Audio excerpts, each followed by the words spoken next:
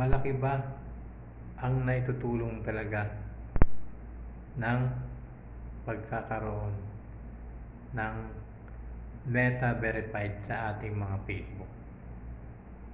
Siguro para sa iba, para sa mga malalaking creator o sa mga malalaking mga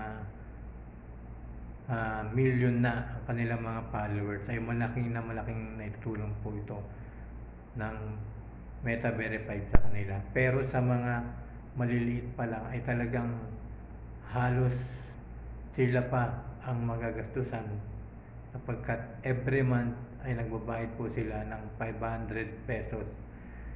Pero yung mga creator na maliliit ay halos hindi pa nakakakuha ng sweldo o hindi pa monetize, kasi nga kung dati ay para yung Meta Verified ay para lang sa mga malalaking creator o mga viral na creator, ay ngayon po ay kahit na 2,000 followers, 3K followers, 5,000 followers, or wala pang isang thousand na followers, ay binibigyan na agad ng Meta Verified o yung tinatawag na blueprint. Kaya lang, siyempre, ito po ay para lang po sa mga malalaki na pong mga channels.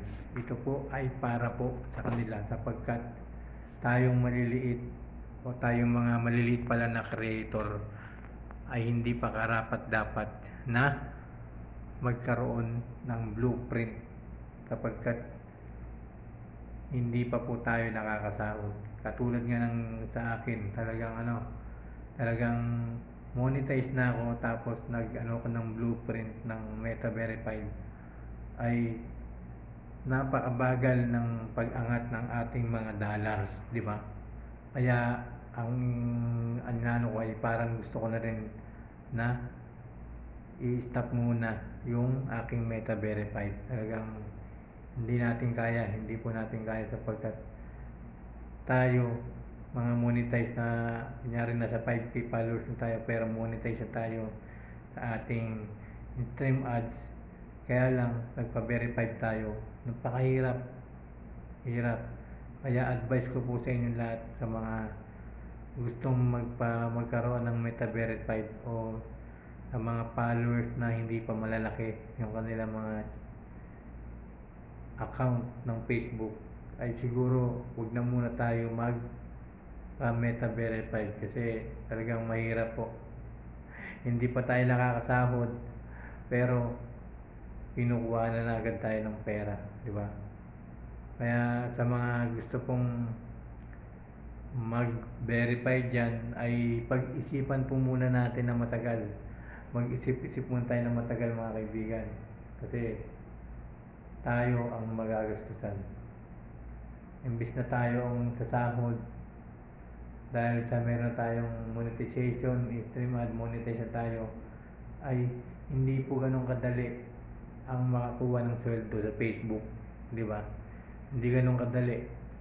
Kaya sa mga gustong magpa-verify dyan ng inyong mga Facebook account, ayan. Kasi sa ngayon yung mga verified na yan, Meta Verified, ay ini-invite na kahit na hindi pa malaki ang inyong mga channel.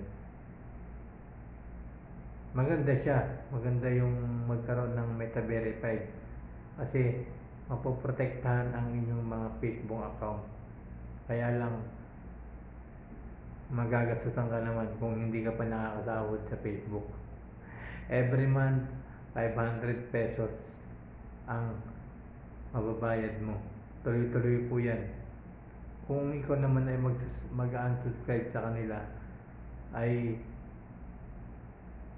2 beses ka magbabayad. Unang pagka-subscribe mo, magbabayad ka. Tapos kapag nag-unsubscribe ka, magbabayad ka pa rin. Kaya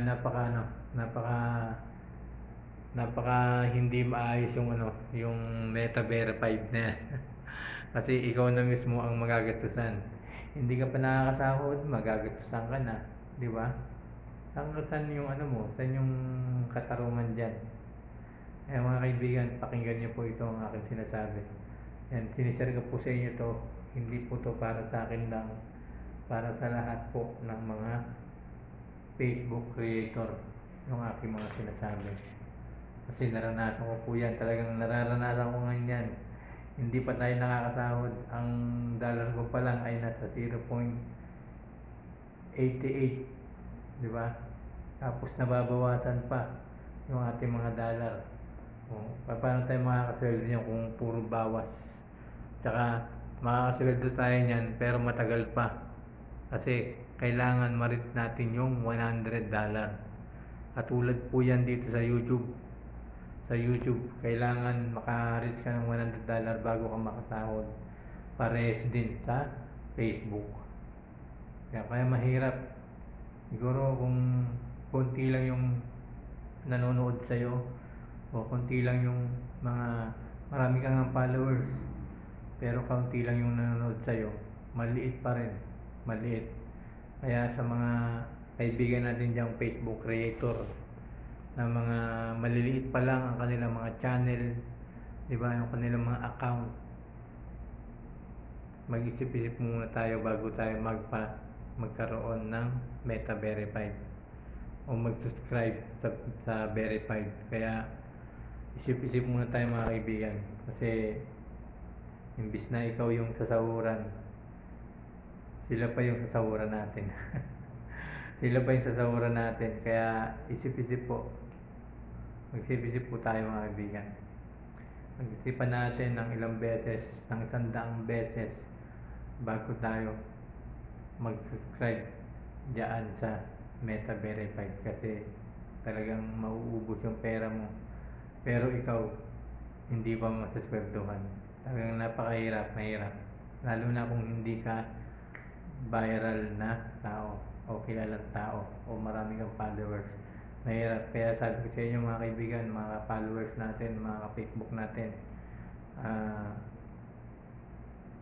mag-isip-isip muna tayo bago tayo pa-verify dyan sa Meta Verified na sinasabi nila.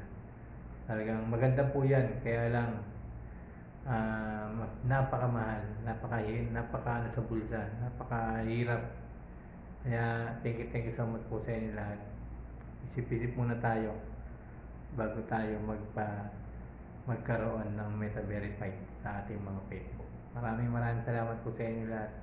Sana po ay subscribe niyo po yung aking YouTube channel, Michael Hausian TV. Yan.